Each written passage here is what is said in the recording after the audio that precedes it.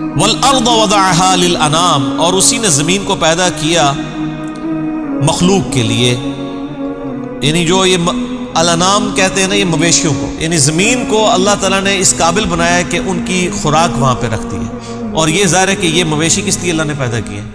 انسانوں کے لیے. کائنات کی ہر چیز اللہ نے انسان کے لیے پیدا کی ہے اور انسان کو اپنے لیے پیدا کیا.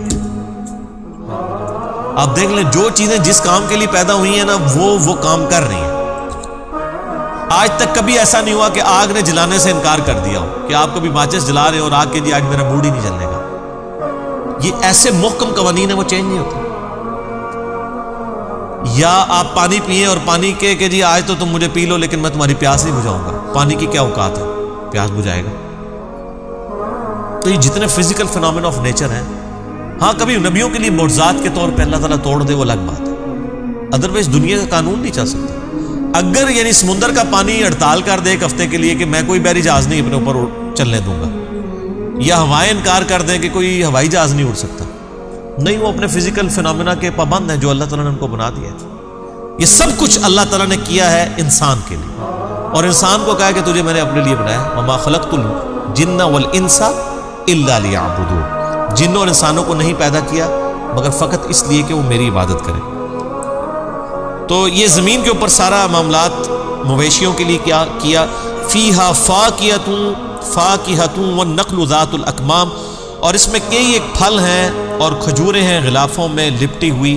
اللہ تعالیٰ نے یعنی کھیتیاں بھی اگائی ہیں، یہ پھل بھی پیدا کیے ہیں انسانوں کے لیے اور چوپایوں کے لیے. چوپائے بھی اس سے خوراک حاصل کرتے ہیں، اور پھر الٹیمیٹلی اگر وہ خوراک نہ ہو تو اس زمین پر زندگی تو نہیں رہ سکتی. چوپایوں کو جو ہم کھا رہے ہیں تو وہ چوپائے کس خوراک سے موٹے تازہ ہوئے ہیں؟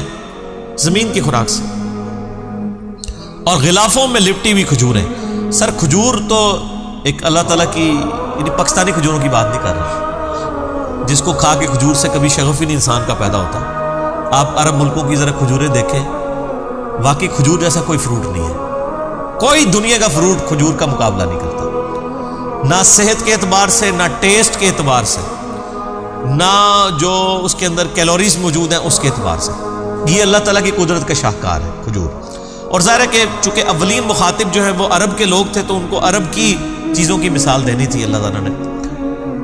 اس کے علاوہ بھی جتنی مخلوقات اللہ تعالیٰ نے ہمارے کھانے کے لیے پیدا کی ہیں، ذرا آپ ان کی کھال دیکھیں نا، کتنی زبردست وہ کھالیں بنائی ہیں کہ دنیا کی کوئی سٹوریج اس کا مقابلہ نہیں کرتی. یعنی تربوز ہے، آپ دیکھتے ہیں کہ ڈھیریاں زمین پہ لگی ہوتی ہیں، ایک ایک دو دو ہفتے تک ڈھیریاں لگی رہتی ہیں.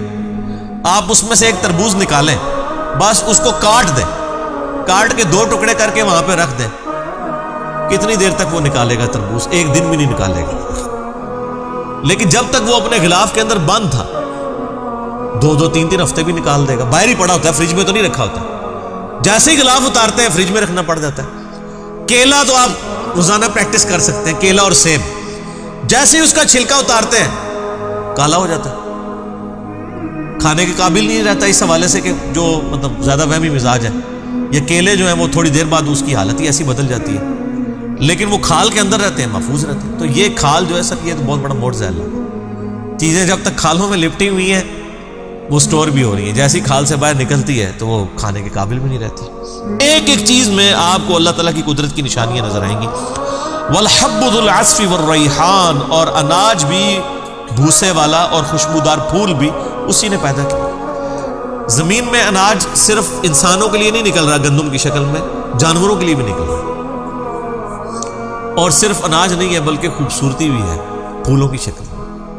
آپ سرسوں کے کھیت دیکھیں نا، وہ جو اس سے مسٹرڈ آئل جو نکلتا ہے وہ تو الگ سے، جو اس کی پھولوں کی خوبصورتی ہے، وہ یلو کلر جو گرین کلر کے اندر دور سے آپ دیکھیں تو کیا خوبصورتی دیتا ہے. اور جتنے پھلدار درخت ہیں آپ دیکھیں، یہ پھول ہی ہیں جن سے وہ پھل بنتے ہیں، پہلے پھول لگتے ہیں اس کو. سر زمین و آسمان کی ساری مخلوقات مل کے، سارے بزرگ بھی مل جان، ایک پھول نہیں بنا سکتے. یہ ساری کہانیاں نے نا، بزرگ مردہ زندہ کر چھڑتے ہیں، بزرگ ہے کر چھڑتے ہیں، بزرگ وہ کر سکتے ہیں. کوئی اپنا پیشاب نہیں روک سکتا. کوئی بزرگ لے میرے سامنے جو پیشاب اپنا روک کے بتا دے، سوچ بھی نہیں سکتے. سر یہ سب کچھ اللہ تعالیٰ کرنے والا. انسان تو بہت لاچار ہے. یہی وجہ ہے کہ آپ جب بیمار ہوتے ہیں بزرگوں کے پاس جاتے ہیں، بزرگ جب بیمار ہوتے ہیں وہ پاکستان کے مہنگے ترین ہاسپٹل میں جاتے ہیں. ہونا تو چاہیے نا کہ جب بزرگ بیمار ہوتے ہیں تو ان کو بھی کسی مزار پہ لے جایا کریں. خود تو وہ آغا خان ہاسپٹل میں، شفا انٹرنیشنل میں اپنا وہ پیشاب بند ہوتا ہے تو علاج کروا رہے ہوتے ہیں.